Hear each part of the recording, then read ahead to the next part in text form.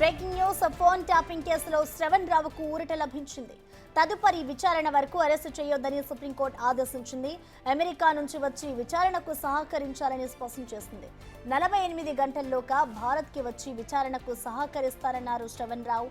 దాంతో అతడు వచ్చి విచారణకు హాజరైతే ఎవరి పేర్లు బయటికి వస్తాయన్నది ఆసక్తిగా మారింది. ఇప్పటికే శ్రవణ్ రావు ఇంట్లో పోలీసులు సోదాలు చేశారు.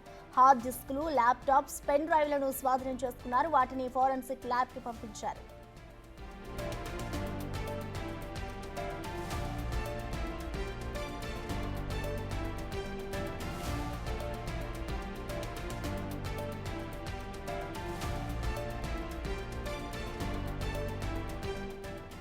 దీనికి సంబంధించిన పూర్తి సమాచారాన్ని మా ప్రతినిధి సురేష్ లైవ్ ద్వారా అందిస్తారు.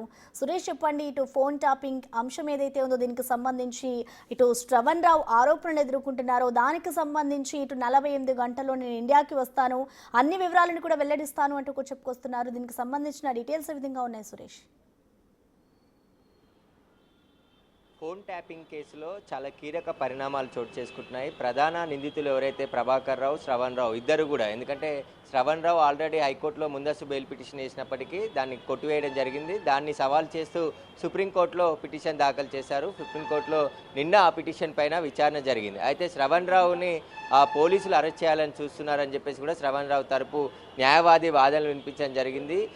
ఆయన ఇండియాకు వచ్చి విచారణకు ఎదుర్కొనేందుకు సిద్ధంగా ఉన్నాడు. 41 నోటీసు కూడా ఇవ్వలేదు ఇంకా పోలీసులు, కానీ అరెస్ట్ చేయడానికి ప్రయత్నిస్తున్నారని చెప్పేసి కూడా ఆయన పిటిషన్లో పేర్కొన్న సందర్భంలో సుప్రీంకోర్టు విచారణ సందర్భంగా తుదుపరి విచారణ వరకు కూడా శ్రవణ్ రావుపై ఎలాంటి చర్యలు తీసుకోవద్దు, విచారణకు హాజరు కావాల్సిందే, విచారణ చేసుకోవచ్చు అని చెప్పేసి కూడా సుప్రీంకోర్టు ఆదేశాలు ఇచ్చిన నేపథ్యంలో 48 గంటల్లోనే శ్రవణ్ రావు ఇండియాకి వచ్చి విచారణ ఎదుర్కొంటాడని చెప్పేసి కూడా శ్రవణ్ రావు తరపు న్యాయవాది కోర్టులో వాదనలు వినిపించడం జరిగింది. కాబట్టి నిన్న విచారణ జరిగింది కాబట్టి రేపు ఇండియాకి శ్రవణ్ రావు వస్తున్నాడా, వస్తే పోలీసులు ఎదుట హాజరై విచారణ ఎదుర్కొంటాడా, లేకుంటే ఎలా ఉంటుంది అనేది కూడా ఉత్కంఠగా మారింది. ఖచ్చితంగా ఒకవేళ కోర్టు ఎలాంటి అరెస్ట్ కాకుండా ఆర్డర్స్ ఇస్తే ఖచ్చితంగా ఆయన 48 గంటల్లోనే ఇండియాకి వచ్చి విచారణ ఎదుర్కొంటాడని చెప్పేసి కూడా ఆయన తరపు న్యాయవాది వాదనలు వినిపించాడు. కాబట్టి కోర్టు కూడా మళ్ళీ విచారణ చేసే వరకు శ్రవణ్ రావుపై ఎలాంటి చర్యలు తీసుకోవద్దు అని చెప్పేసి స్పష్టమైన ఆదేశాలు జారీ చేసింది. కాబట్టి శ్రవణ్ రావు రేపు పోలీసుల విచారణకి హాజరవుతాడా లేదా అనే దానిపై ఉత్కంఠ నెలకొంది. ఒకవేళ ఆయన అమెరికా నుంచి బయలుదేరితే ఖచ్చితంగా ఈరోజు సాయంత్రంకి ఇండియాకు వచ్చే అవకాశం ఉంది. రేపు పోలీసులు ఎదుట విచారణకు హాజరయ్యే అవకాశాలు కూడా స్పష్టంగా కనబడుతున్నాయి.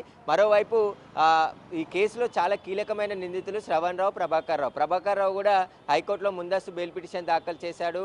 ఆ బెయిల్ పిటిషన్కి సంబంధించి 2 వారాల టైం కౌంటర్ వేయడానికి ప్రభుత్వం కోరడంతో 2 వారాల పాటు హైకోర్టు వాయిదా వేసింది. అయితే రెడ్ కార్నర్ నోటీసులు మూవ్మెంట్ అయ్యింది. రెడ్ కార్నర్ నోటీసులకు సంబంధించి ప్రక్రియ స్టార్ట్ అయింది విదేశాల్లో.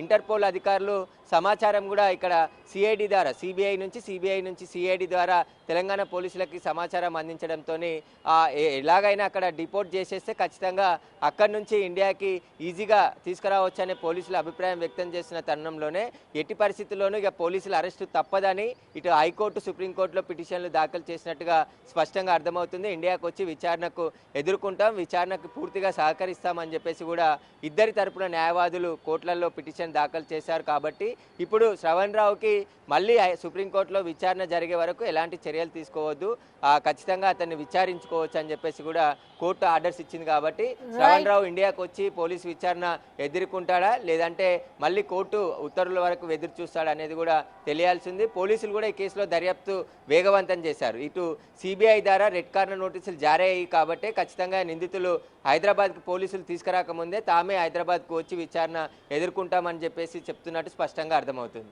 Thank you Suresh.